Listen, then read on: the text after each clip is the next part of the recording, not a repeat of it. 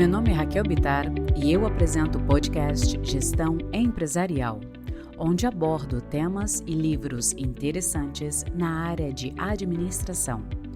O tema dessa temporada é liderança, uma leitura e análise do livro Neurociência para Líderes: Como Liderar Pessoas e Empresas para o Sucesso, escrito por Nikolaos Dimitriades. Hoje, vamos falar sobre o capítulo 4, pilar número 2, sentimentos. Mantenha a calma sempre. Ele se considera um ótimo gestor. Já exerceu cargos de diretoria em muitas empresas e seu histórico de resultados é estelar, com um ou outro percalço ocasional que ele resolveu rapidamente.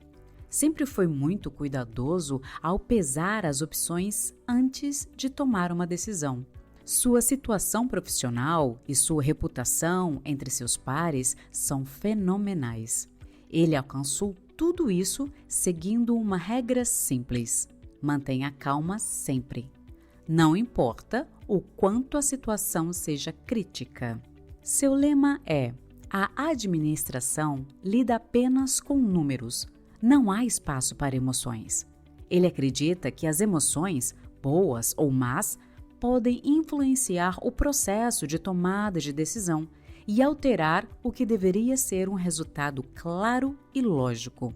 Aprendeu a guardar suas emoções para os pouquíssimos momentos da vida que não envolvem qualquer risco, seja uma celebração em família, um concerto da sua banda favorita, um jogo do seu time do coração. Seu escritório é uma zona livre de emoções e ele sente muito orgulho disso. Considera que seu raciocínio é matemático, racional e objetivo e que foi de grande valia em toda a sua carreira. Ele usa esses princípios não apenas para si mesmo, mas também na escolha, avaliação e mentoria dos integrantes da sua equipe. Isso é, usava até agora. 2 meses atrás, recebeu uma ligação muito importante. Ele é um dos candidatos ao cargo mais alto da empresa, o de CEO. Algo imenso, mas ele tratou a notícia com calma exterior. O processo de seleção do novo CEO seria longo e desafiador, e ele precisa manter a compostura. Está confiante de que tudo o que o trouxer até ali fará ser bem-sucedido também no próximo nível. A empresa contratou uma agência externa de consultoria para conduzir o processo de seleção. Como seria de se esperar, haveria entrevistas, testes e reuniões com pessoas diferentes de dentro e de fora da empresa. Ao longo da maior parte do processo, ele sentiu que as coisas corriam bem. Então, vem o desafio final, que consiste em uma tarefa na qual se pede aos candidatos que desenvolvam um plano de reestruturação de uma grande parte da empresa. Como eles abordariam esse desafio? Quais seriam as principais áreas de preocupação e quais seriam as prioridades? É óbvio que era isso que os acionistas cogitavam fazer com a empresa e queriam se certificar de que um novo CEO atacaria o problema com sucesso. Para cumprir a tarefa, ele lançou mão de todo o seu conhecimento e experiência, além de dedicar a famosa atitude fria a cada aspecto do projeto. Identificou as mudanças no mercado que levaram à necessidade de reestruturação. Avaliou o que precisava ser feito com a estrutura atual, estabeleceu novos objetivos e estruturas, estimou orçamentos e desenvolveu um plano eficaz de implementação. Ele até considerou negociar com parceiros externos e substituir ou transferir funcionários essenciais. Tudo parecia limpo e claro para ele. Quando chegou o dia do anúncio, e ele não foi o candidato selecionado, ele ficou chocado, especialmente quando lhe disseram que seu desempenho na última tarefa tinha sido insatisfatório. Como podia ser? Ele fez tudo conforme as regras e tudo fazia sentido como política empresarial. ele ainda não conseguia entender completamente o feedback que recebera, especialmente a parte que dizia que as empresas e indivíduos deveriam entender o cargo de CEO não como Chief Executive Officer ou presidente executivo, mas sim como Chief Emotional Officer, que é o presidente emocional. O feedback dizia ainda que um gestor de alto nível, quando desafiado a cumprir uma tarefa tão monumental quanto um programa de reestruturação, deveria considerar primeiro as emoções, atitudes e persuasões, tanto suas como das pessoas ao seu redor, em suas análises e seus planos. A administração, pelo visto, não lida apenas com números, mas primeiramente com pessoas, porque as pessoas trabalham com os números e tomam decisões, certas ou erradas, nos negócios. Em segundo lugar, as pessoas têm emoções. Um gestor deveria ser capaz de reconhecer e utilizar as emoções de modo a responder à altura em situações exigentes. Após esse incidente, ele passou a considerar as emoções parte crucial do seu trabalho, tanto as suas quanto a dos outros. Ele compreendeu que não existe nenhuma situação profissional ou pessoal que não seja dominada e dirigida pelas emoções. O advento da ciência e o pensamento inspirado pela Renascença após a Idade Média determinaram que os processos cognitivos seriam o ápice da experiência humana, relegando emoções a estados animalísticos. Mantenha calma, não seja tão emotivo, você está exagerando na reação. E outras frases do tipo demonstram a atitude agressiva e hostil com que as sociedades modernas encaram as emoções. A mensagem principal era: quanto menos emoção, melhor a decisão. Mas os humanos conseguem viver, pensar e agir sem as suas emoções? Seriam as emoções resquícios evolucionários que diminuem nossa habilidade de pensar racionalmente? Deveríamos tentar suprimi-las para não tornarmos líderes melhores? A neurociência responde a todas essas perguntas com um enfático não. E o caso clínico de um paciente chamado Elliot pode nos ajudar a explicar por quê. Aos 30 e poucos anos, Elliot descobriu que havia um tumor de crescimento acelerado no seu cérebro. Depois de uma cirurgia de remoção bem-sucedida, Elliot recuperou a saúde, mas algo tinha mudado. Embora ainda fosse capaz de pensar logicamente e de ponderar as suas decisões racionalmente, seu comportamento real tornou-se antissocial, longe do que era normal. Essa mudança levaram a descobertas quanto ao papel das emoções na tomada de decisões e, de modo geral, em uma vida humana saudável. Em resumo, eles revelaram que as emoções são, no mínimo, tão importantes quanto qualquer outra função do cérebro no modo como tomamos decisões e em como agimos com base nessas decisões. Decisões sem emoção não estão apenas erradas, mas também podem ser perigosas. Damasio, um renomado neurocientista, fez a seguinte declaração: a redução da emoção pode constituir uma fonte igualmente importante de comportamento irracional. Ele afirmou que, quando a emoção está ausente, há uma conexão intraintuitiva com comportamentos distorcidos, o que revela a intensa dependência entre raciocínio vigoroso e emoções saudáveis. A descoberta notável no caso de Elliot é que, quando submetido a testes de habilidade perceptiva, memórias de curto prazo, novos aprendizados, linguagem, aritmética e habilidades motoras, Elliot teve um desempenho excepcionalmente bom. Ele parecia totalmente normal e pronto para executar como qualquer outra pessoa suas tarefas pessoais e profissionais. Mas seu comportamento era catastrófico para que pudesse fazer isso. Como era possível que alguém passasse em todos aqueles testes, parecendo totalmente lógico, e mesmo assim ter um desempenho tão ruim em sua vida social e pessoal? A resposta é simples e direta. A habilidade de usar emoções na tomada de decisões e no comportamento é tão importante quanto a habilidade de usar a lógica, às vezes até mais importante. Desligar o seu cérebro emocional quando for tomar decisões administrativas e de negócios não é apenas neurologicamente impossível, mas também algo muito perigoso de se tentar. O maior impacto das emoções na tomada de decisão se dá sobre a moralidade. Ela é a habilidade de se pesar uma decisão em seus últimos estágios, com base em um possível impacto sobre você mesmo e sobre os outros. Na verdade, existem 2 termos médicos que descrevem pessoas incapazes de usar a empatia e que tomam apenas decisões a sangue frio, que acabam se voltando contra si e contra a sociedade. São chamados psicopatas e sociopatas. A ausência da empatia, remorso e gentileza é uma característica quase sempre encontrada em psicopatas. Por incrível que pareça, é exatamente isso que faculdades e empresas tradicionalmente buscam incutir em futuros profissionais, ao estimular um raciocínio frio e calculista. Será que estamos tentando transformar gestores, líderes em psicopatas?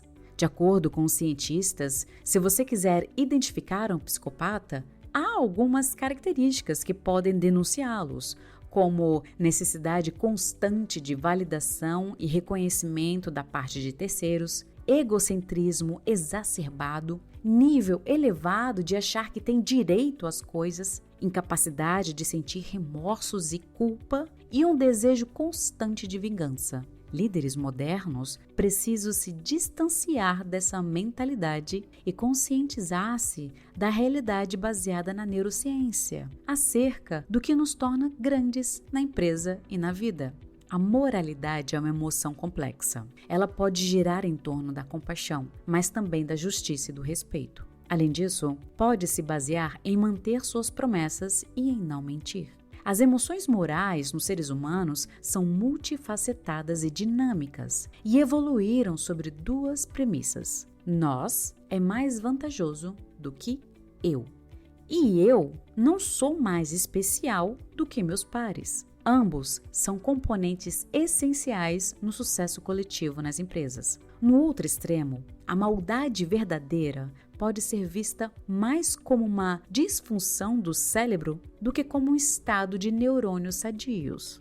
Psicopatia, sociopatia, tumores cerebrais específicos fazem as pessoas executarem ações malignas com eficiência repetidas vezes. Um cérebro sadio é um cérebro moral. Além de aprimorarem a nossa tomada de decisão, as emoções são importantes para a liderança porque são a base da motivação. A raiz latina da palavra emoção é mover. E isso fica evidente na própria palavra. É provável que quase nunca pensemos nela dessa forma, mas a palavra emoção implica que as emoções são a fundação de todos os nossos movimentos. Sem as emoções, ficaríamos parados, sem ter o impulso de fazer qualquer coisa. É por isso que cientistas equiparam emoções com energia e movimento. Isto é, emoções são veículos para transformar ou movimentar a sua vida. Emoções positivas ou negativas nos colocam em ação para buscar uma situação ou nos recolhermos diante dela. A amígdala, como centro do medo, emergência, evasão e pessimismo, e o núcleo accumbens, como centro de prazer, excitação, aceitação, otimismo, impulsionam a maior parte dos nossos movimentos de aproximação ou fuga de situações. Embora essas estruturas cerebrais mais profundas possam ser responsáveis pela emergência nos humanos do que ficou conhecido como sistema motivacionais de abordagem e fuga, seus rastros neurais são mais amplos. Quando o lado esquerdo do nosso córtex pré-frontal dispara mais do que o direito, o cérebro pretende abordar uma situação. Quando ele deseja evitar ou fugir de uma situação, ocorre o contrário. Essa habilidade de lateralização do nosso cérebro existe por uma razão muito importante em termos evolutivos.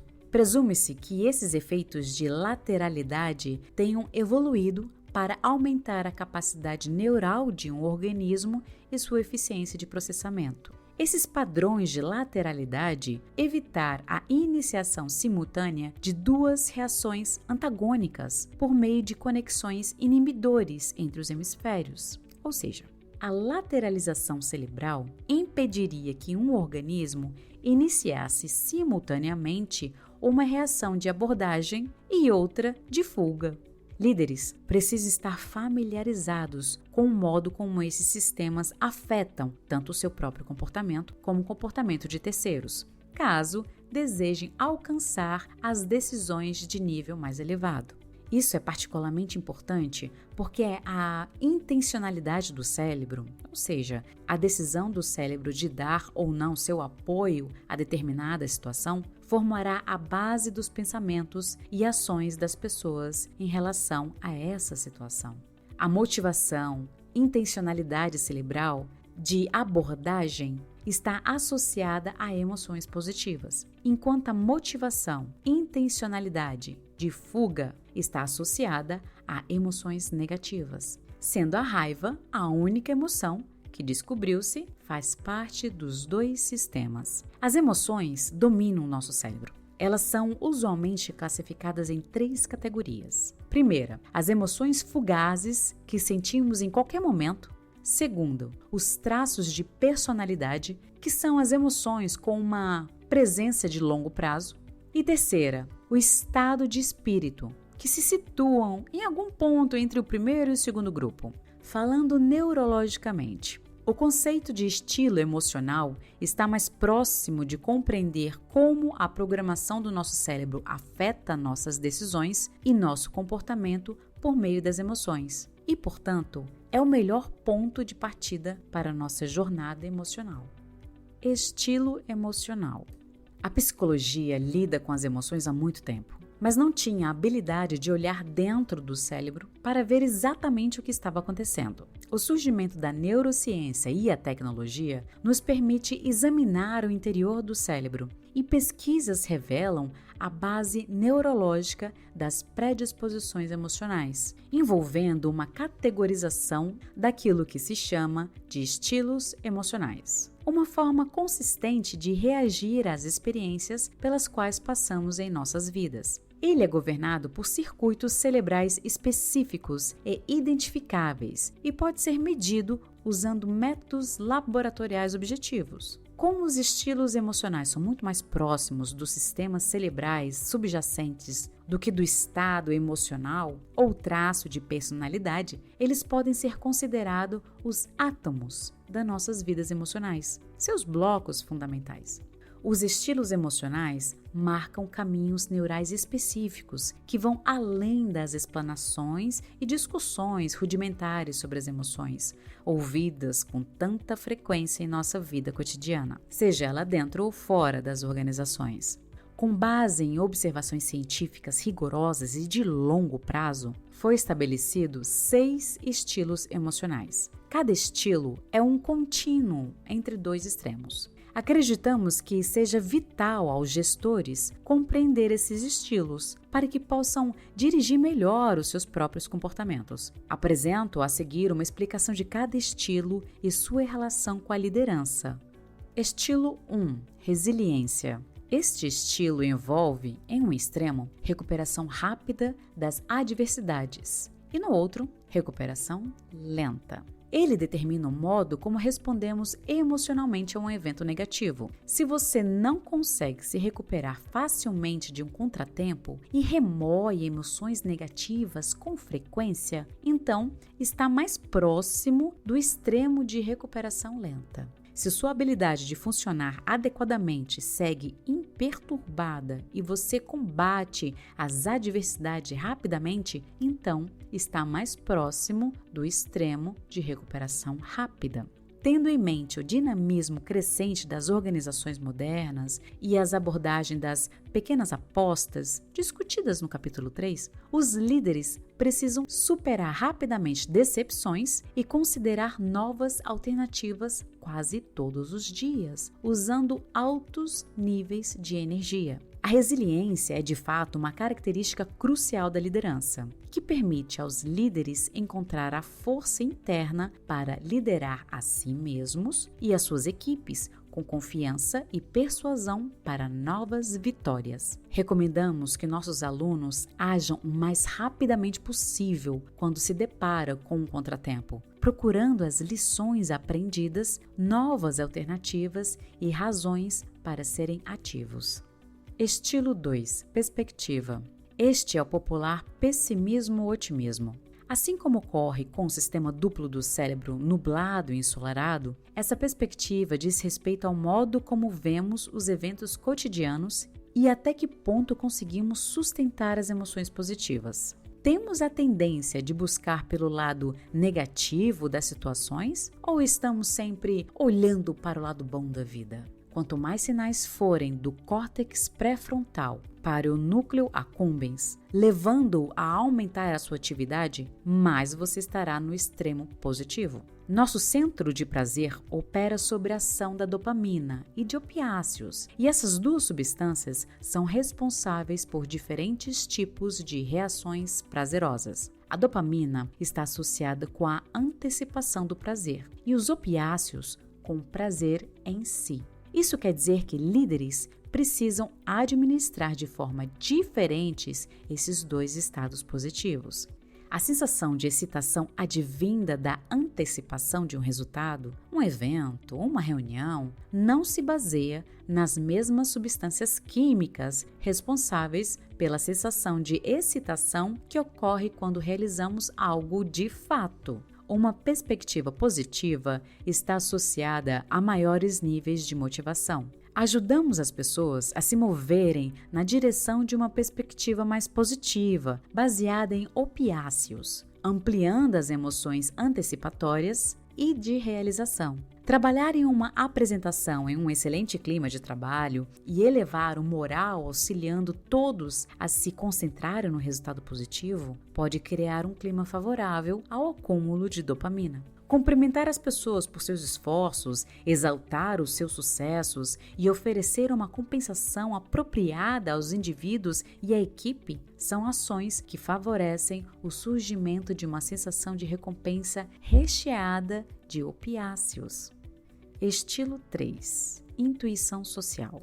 Ler de maneira eficaz as intenções e emoções dos outros é essencial para a grande liderança, já que ninguém consegue inspirar as pessoas enquanto se mantém ignorante de seus estados mentais. Em um extremo desse contínuo está a pessoa socialmente confusa, no outro, a pessoa socialmente intuitiva. Quando incapazes de decodificar as emoções de alguém, permanecemos no escuro no que diz respeito a possíveis cursos de ação para corrigir uma situação e impulsionar um desempenho. Entretanto, quando nossa sensibilidade às emoções das outras pessoas está elevada, temos a base da empatia e da compaixão. Então, estamos mais bem equipados para reagir de modo apropriado e realista a uma situação. A amígdala também está em jogo aqui, mas dessa vez trabalhando em conjunto com o giro fusiforme. O giro fusiforme se localiza nos lobos temporais e occipitais do nosso córtex e tem a ver com vários tipos de reconhecimento. Um estudo publicado em 2012, mediante uso de eletrodos no cérebro de um paciente, a responsabilidade única dessa região do cérebro pelo reconhecimento facial. Quando a amígdala é mais ativada do que o giro fusiforme, ao se olhar para o rosto das pessoas, eis uma forte indicação de um estilo social confuso. Quando ocorre o contrário, indica-se uma pessoa altamente intuitiva. O estudo pioneiro sobre as expressões faciais humanas no mundo todo revelou o papel evolutivo da nossa habilidade de identificar o estado emocional das outras pessoas apenas pela observação de seus rostos. No início do nosso desenvolvimento como espécie, quando a nossa capacidade para a linguagem ainda era limitada, tínhamos que rápida e subconscientemente ler e interpretar o rosto das outras pessoas para poder ajustar o nosso próprio comportamento e aumentar as nossas chances de sobrevivência. Para nos tornarmos socialmente conscientes, ou seja, para que desenvolvêssemos a cognição social, fomos assistidos não apenas por nossa capacidade evoluída de interpretar os rostos, automaticamente interpretando também os movimentos oculares.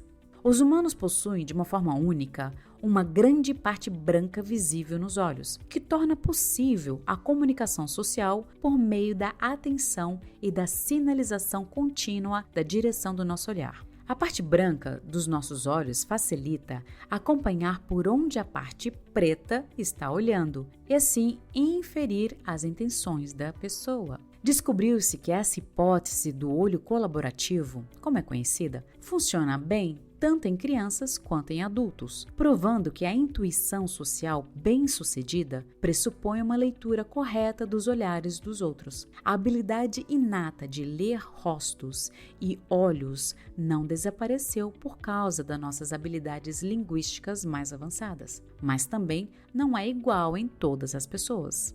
Para melhorar, precisamos nos empenhar em silenciar a amígdala, lutando contra seu potencial de sequestro, ao mesmo tempo que tentamos melhorar nossa leitura dos sinais emocionais das pessoas, observando seus rostos, movimentos corporais, voz e ações.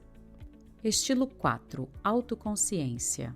Você é capaz de determinar seu próprio estado emocional com precisão ou não consegue detectar suas emoções de maneira adequada? A autoconsciência é um estilo emocional de importância fundamental para a liderança, já que só podemos direcionar nossa energia e nossas ações de forma apropriada quando conhecemos nossos pensamentos e emoções, detectando com precisão as mensagens que nosso corpo nos manda. Por exemplo, deveríamos compreender o impacto de uma reunião difícil sobre o nosso estado emocional e impedir que ele vaze para reuniões subsequentes que não tenham qualquer conexão com a primeira. A principal região cerebral responsável por essa consciência é o córtex insular.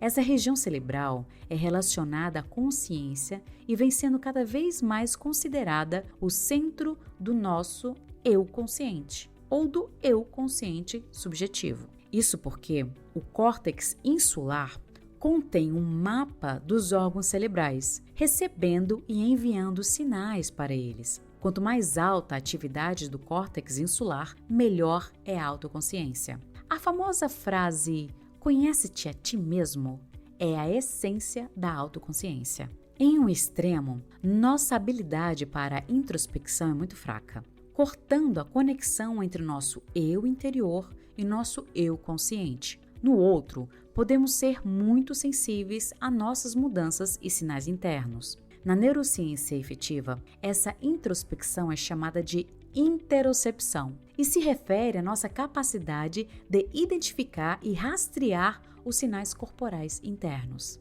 Essa capacidade, que era ligada à boa saúde física e mental e também a uma vida social sadia, é composta por 3 grandes regiões cerebrais: a ínsula anterior, o córtex cingulado anterior e o córtex óbito-frontal. O que o cérebro tenta fazer é engajar seu radar interno, o nosso sistema nervoso, para detectar mudanças em nosso corpo, consciente e inconscientemente, para poder usar essas mudanças como informação crucial para tomar uma decisão ou aprimorar uma decisão já existente. O objetivo final é alcançar e manter um estado desejado de homeostase que leve ao sucesso. Identificar dados internos ao corpo e utilizá-los para nos ajudar a alcançar o nível de normalidade que nosso cérebro deseja são processos fundamentais para a liderança do cérebro adaptável. O seu cérebro está feliz apenas por ter um trabalho e, portanto, tentar reter esse estado homeostático positivo, dando ouvidos a sentimentos relacionados a esse objetivo? Ou o seu cérebro é mais feliz com realizações maiores e impacto mais amplos e, assim, prioriza sentimentos que sejam mais apropriados aos cumprimentos dessas metas? Cérebros com estados homeostáticos mais inovadores e eficientes sobreviverão mais tempo e serão evolutivamente mais bem-sucedidos. Os líderes precisam ter um cuidado especial ao recrutar pessoas para um determinado cargo e ao escolher membros para uma equipe específica, já que a natureza homeostática do candidato deve combinar com a natureza necessária para o cargo. A menos, é claro, que você queira levar mudança para uma equipe, escolhendo alguém com uma homeostase diferente dos demais membros. Nosso trabalho como gestores e líderes nas organizações, com frequência, inclui longas sessões de discussão dos níveis de consciência das próprias emoções em diversas situações profissionais e seu impacto sobre o comportamento geral. Reservar algum tempo para analisar calmamente e em isolamento seus sinais físicos quando se sente excitado, de maneira positiva ou negativa, pode ser crucial para compreender o seu próprio estado emocional com precisão e agir de acordo. Segundo nossa experiência, a autoconsciência e o propósito têm uma relação muito próxima. Estilo 5. Sensibilidade ao contexto. Você está emocionalmente em harmonia com o que acontece ao seu redor e está se comportando de acordo? Ou geralmente é pego desprevenido pela situação, adotando comportamentos inapropriados que às vezes o deixam envergonhado? Em um extremo estão as pessoas afinadas com o ambiente. No outro, aquelas fora do tom. Estar afinado significa estar em sincronia emocional, enquanto fora do tom significa desconexão emocional com a situação. Já vimos, por exemplo, gestores que fazem piadas em momentos importantes de uma apresentação ou que são excessivamente sérios quando o membro da equipe tenta, corretamente, deixar uma conversa mais leve. A região cerebral associada à sincronia emocional é o hipocampo. Ele também desempenha um papel vital de adequar ou afinar comportamentos relativos a contextos ou situações. Um hipocampo mais fraco ou menor pode resultar em emoções completamente inapropriadas e em comportamentos subsequentes igualmente inapropriados. Além disso, o aprendizado contextual é reduzido nesses casos. Portanto, precisamos nos certificar de que nosso estado mental e nossa exigência externa se encaixem, de modo a nos comportarmos de acordo com a situação, tirando dela as lições corretas. O nível mais alto de afinação ocorre quando nosso cérebro está plenamente conectado ou pareado com o cérebro da pessoa com quem tentamos nos comunicar. Esse pareamento do cérebro acontece quando os dois cérebros vão além de apenas observar, processar e espelhar as palavras e ações concretas um do outro. Passam a uma conectividade mais complexa, tratando de significado e intencionalidade. Na afinação, as mesmas áreas cerebrais disparam entre as pessoas, não apenas aquelas envolvidas na simples percepção de movimento e fala, mas as que criam um senso profundo de uma realidade social dinâmica e compartilhada. Isso é o que acontece quando vemos pessoas no ambiente profissional colaborando de forma eloquente e sem esforço. Pessoas que parecem ler o pensamento uma das outras em reuniões e ativamente se ajudam antes mesmo que lhes seja pedido. Um estudo demonstrou que existe uma sincronização neural mais elevada entre líderes e seus seguidores do que entre pares sem líderes. O resultado desse estudo corrobora a perspectiva de que um forte relacionamento entre líderes e o seguidor é muito importante para a eficácia do processo de liderança. Um relacionamento sólido é ainda mais fortalecido pela alta conectividade cerebral, a qual pode ser aprimorada por meio da comunicação entre líder e o seguidor. Ouvir os outros e criar uma descrição mais precisa possível do que aconteceu pode nos levar ao reconhecimento de padrões, aprendizado e adaptações apropriadas do comportamento no futuro. Uma nota de cautela. Se você não tem certeza do que está sentindo na sala de reuniões, se é tensão ou antecipação positiva, é melhor esperar que mais sinais emerjam antes de fazer algo decisivo. Se você se sentir perdido, concentre-se em trabalhar para movimentar na direção de um estilo mais afinado. Mas tenha cuidado. Sensibilidade demais pode aumentar as reações de estresse, já que ela está associada com a ansiedade e sentimentos de inadequação.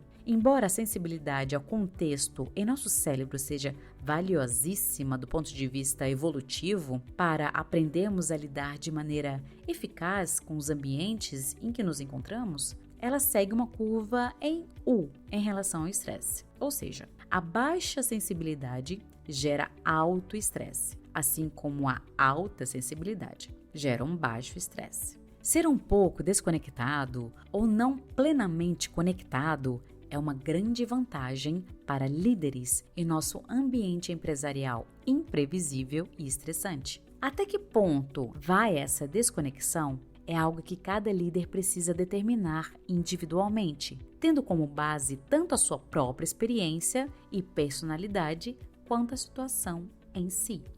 Estilo 6. Atenção. Em um extremo dessa dimensão entre a pessoa focada, enquanto no outro está a pessoa sem foco, você tem dificuldade para se concentrar na pessoa que está falando com você? Sente sua mente viajar toda vez que olha para os resultados mensais? Você se aborrece com frequência em seu escritório de janela aberta porque o barulho não deixa trabalhar direito? Então, você está mais próximo do extremo sem foco. O córtex pré-frontal é responsável pelo foco. Nessa condição, o engajamento do córtex pré-frontal é sincronizado com o estímulo externo, o que significa que você está mentalmente alinhado com aquilo em que está prestando atenção. Um artigo trata da popularidade da expressão focado como raio laser.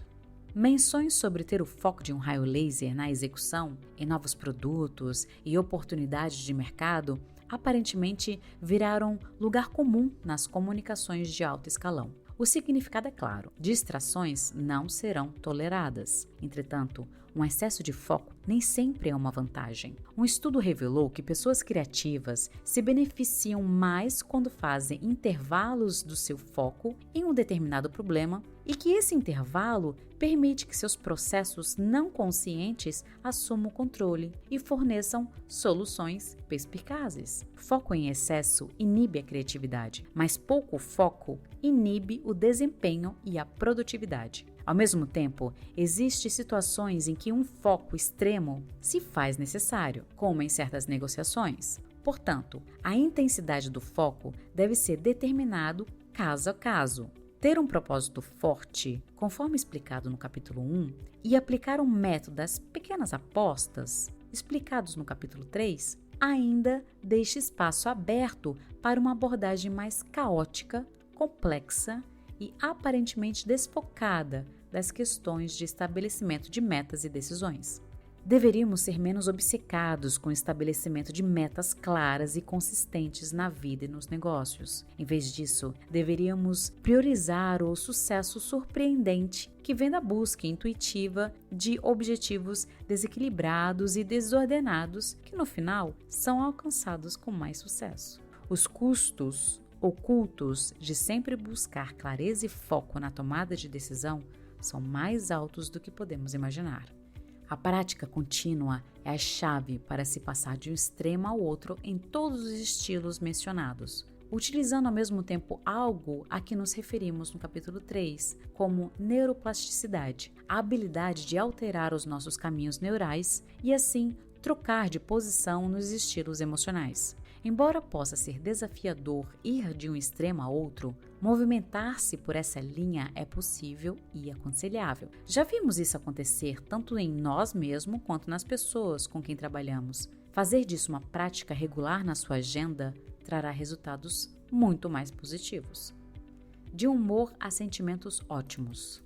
Os efeitos em longo prazo dos estilos emocionais sobre como pensamos e nos comportamos em nossas organizações, embora não sejam iguais, lembram os efeitos em longo prazo da personalidade. Isso é, segue-nos por um longo período de nossas vidas. Eles podem mudar para se adequar melhor a nossos desafios na liderança, mas isso leva tempo e exige muito empenho concentrado. Em um horizonte de prazo mais curto, nossas emoções são altamente influenciadas por nosso humor, e os líderes precisam estar cientes disso e buscar controlá-los, já que nosso estado de espírito é um solo fértil para nossas reações emocionais cotidianas. Embora permaneça oculto, nosso humor é responsável pela maioria das emoções que vivenciamos no ambiente profissional.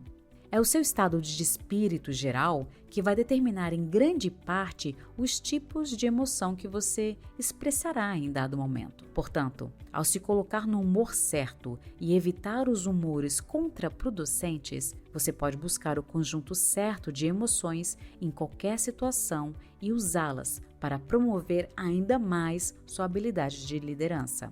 Por exemplo, com que facilidade você consegue gerenciar suas emoções em uma reunião difícil sobre o recente aumento de absenteísmos dos funcionários quando está em humor mais positivo, em contraste com quando está com humor negativo?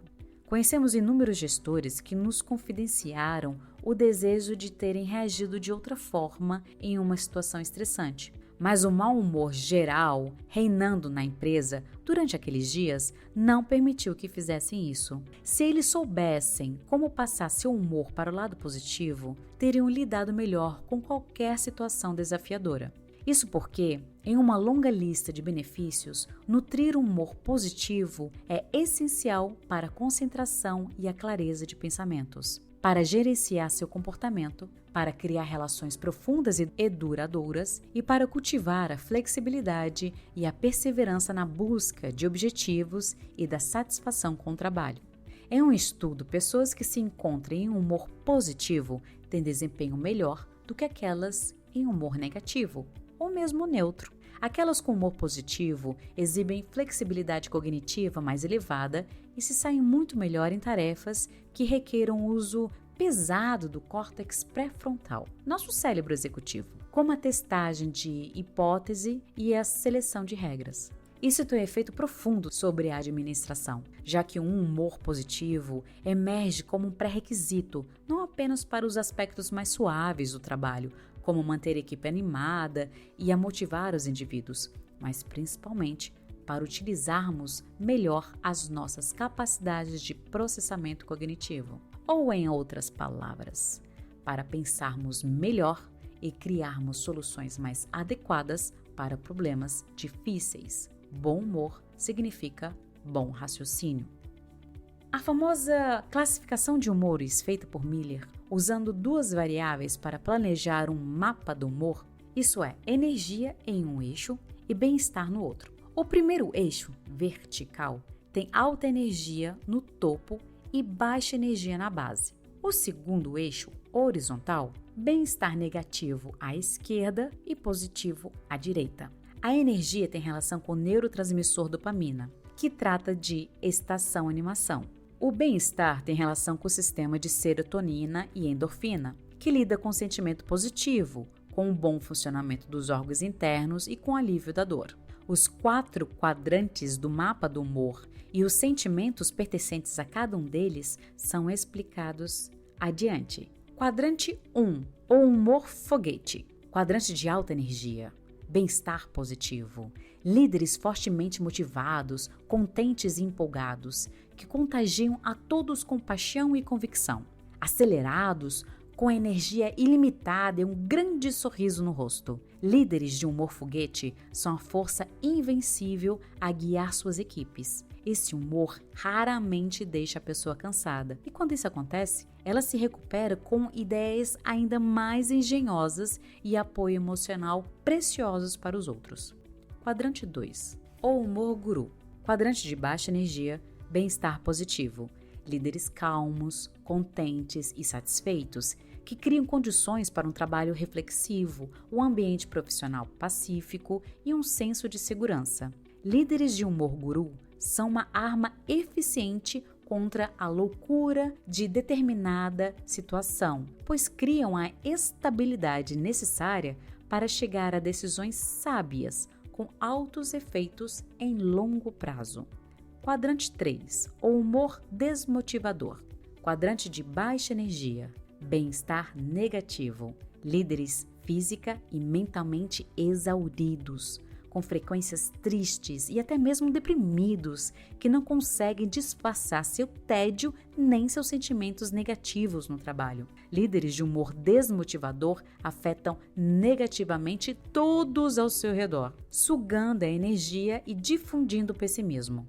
Quadrante 4, o humor pânico. Quadrante de alta energia, bem-estar negativo. Tensão, irritação, medo e frustração são alguns dos sentimentos poderosos e negativos expressados pelos líderes com esse humor. Uma atitude nervosa, um foco excessivo na autopreservação são associadas a líderes de humor pânico, que parecem deixar todos ao seu redor nervosos e inseguros.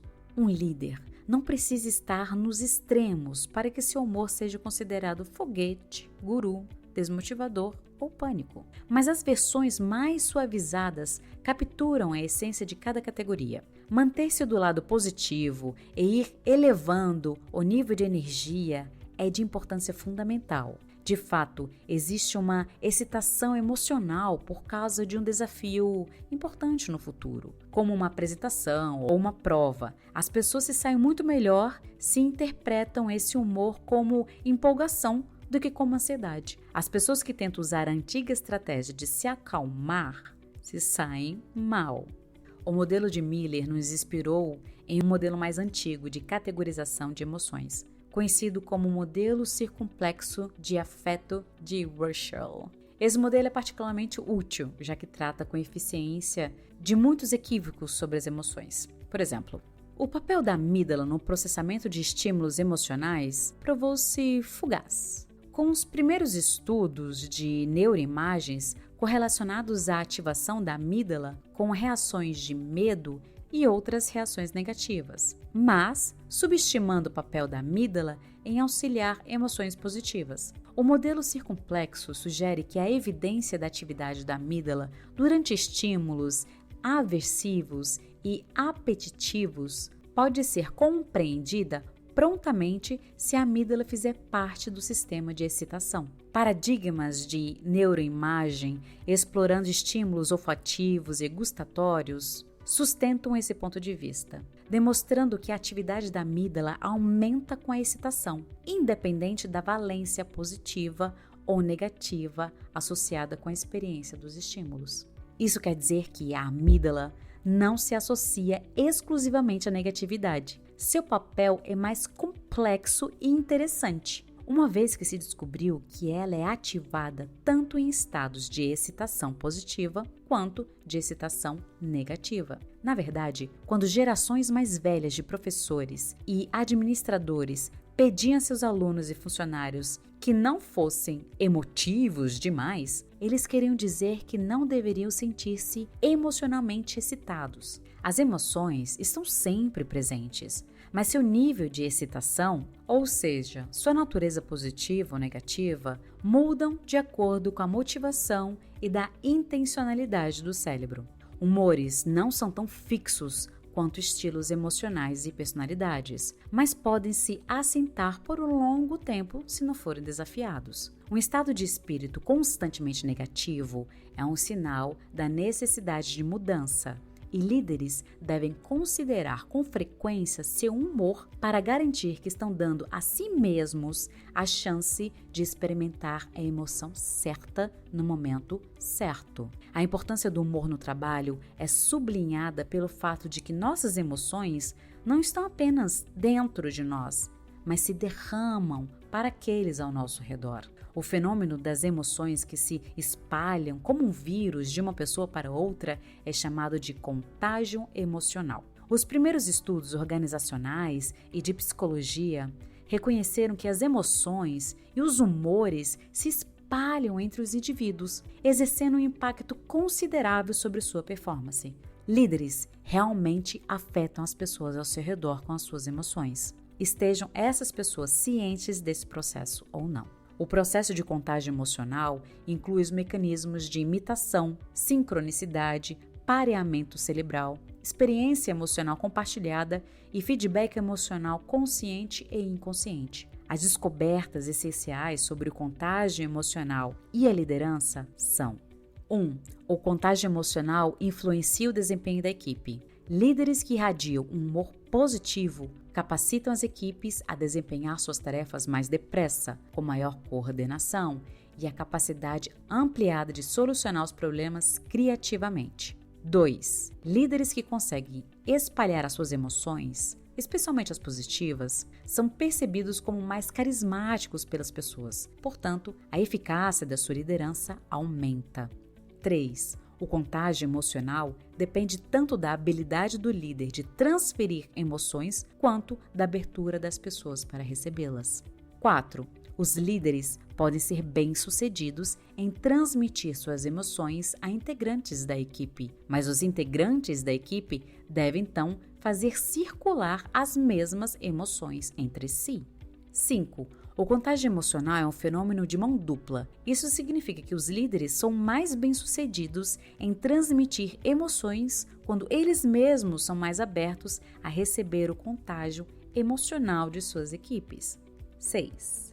As emoções são transferidas conscientemente, mas isso também pode acontecer conscientemente, em especial quando elas são autênticas e transparentes. As pessoas sentem intuitivamente que esse fenômeno existe e é potencialmente muito poderoso.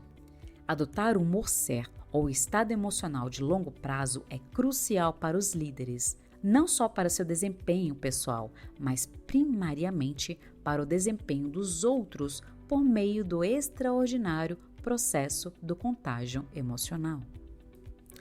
QE como qualificação de capacitação. Desde meados da década de 1990, quando Daniel Goleman passou a difundir os méritos da inteligência emocional ou quociente emocional, QE, empresas multinacionais adotaram a prática de avaliar a inteligência emocional de seus executivos e descobriram até que o conceito ajuda os gestores a atingir seus potenciais de liderança, já que funcionários se tornam mais habilidosos em sua educação emocional e pensamento subsequente conforme sobem na hierarquia organizacional.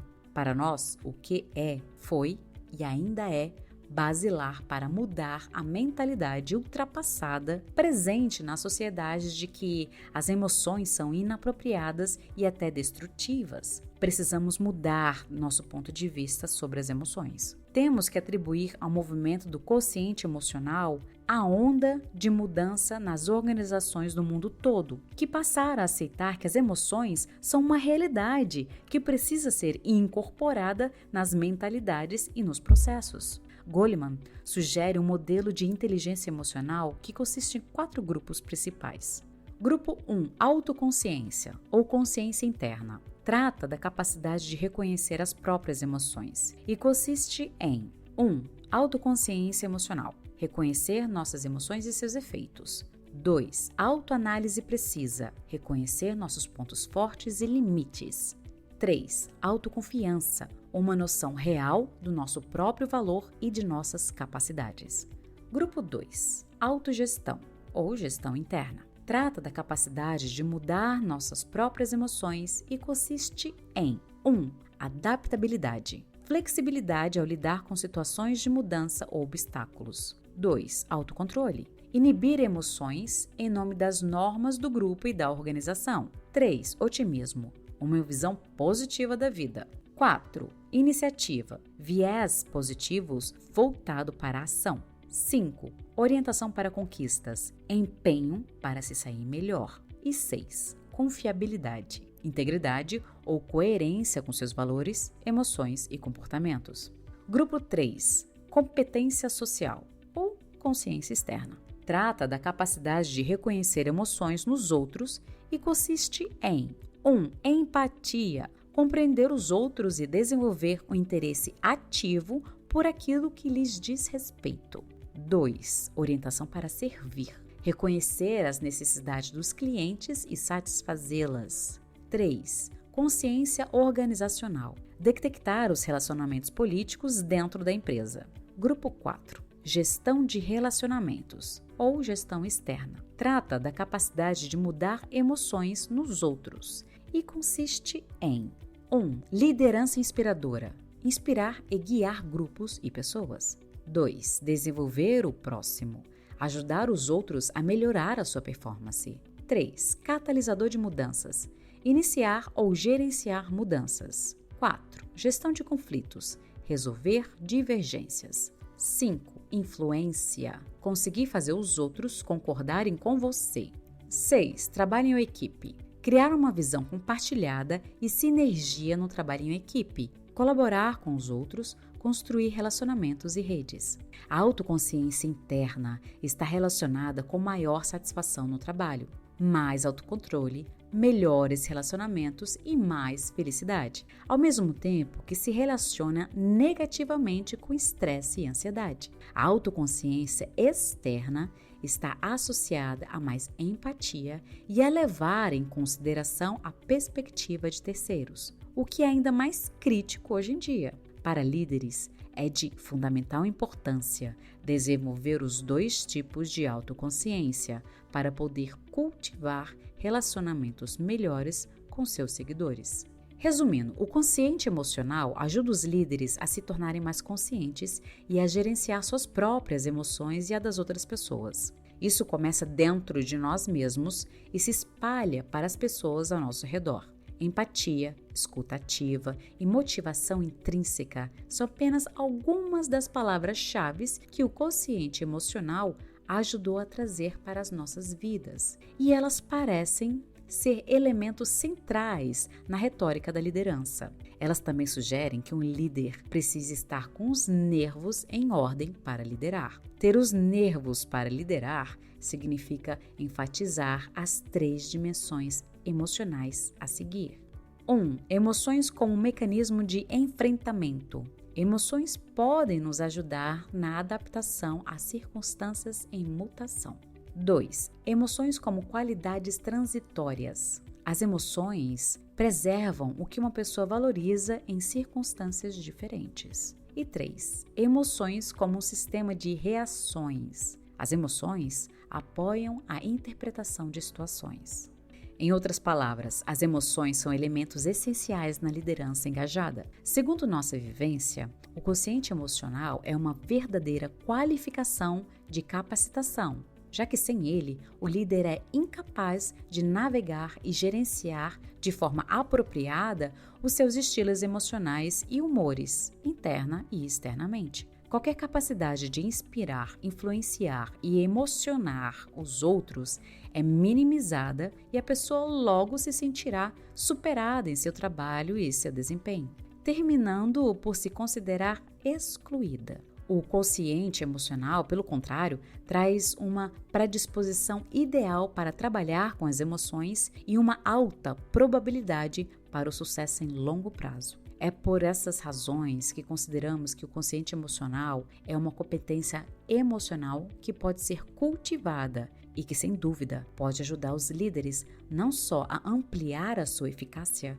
mas também a melhorar o seu relacionamento com seus seguidores de modo geral. Independentemente da atração bem difundida do quociente emocional e suas 2 décadas de influência, alguns sistemas administrativos e organizacionais ainda não levam em conta os seus ensinamentos e práticas. Existem treinamentos e outras iniciativas que se moveram nesse sentido, mas no geral, as organizações ainda aparentam ser mais contrárias às emoções. Como o nosso cérebro usa as emoções de forma tão diversificada para impulsionar tanto o raciocínio quanto o desempenho, esperamos que uma nova onda de inteligência emocional atinja as empresas. Essa nova onda é o da neurociência. Tenha em mente: um cérebro sem emoção é um cérebro avariado. Isso é algo que as empresas devem entender para que possam se calibrar melhor e adotar uma abordagem de liderança baseada no cérebro. As emoções nos ajudam a pensar mais rápido e moralmente elas nos motivam e motivam os outros além de estimular nossa capacidade cognitiva para um desempenho avançado, o qual pode ser alcançado por meio de contágio emocional. Além disso, a inteligência emocional é uma capacidade crucial à liderança. Estar consciente de seu estilo emocional e seus humores e aplicar uma abordagem que leve em consideração tanto o mundo externo quanto o mundo interno são fatores que podem ajudá-lo a superar a ideia ultrapassada de incompatibilidade entre emoções e negócios. A liderança é primariamente uma habilidade emocional e CEO significa, na verdade, o chefe emocional em qualquer tipo de organização. Agora é hora de passar para o capítulo 5. Agradeço a você que ficou comigo até o final desse podcast. Compartilhe com quem você acha que esse conteúdo seria interessante. Dê seu apoio no podcast Gestão Empresarial para eu trazer mais e mais conteúdos interessantes na área de administração. Obrigada e até a próxima.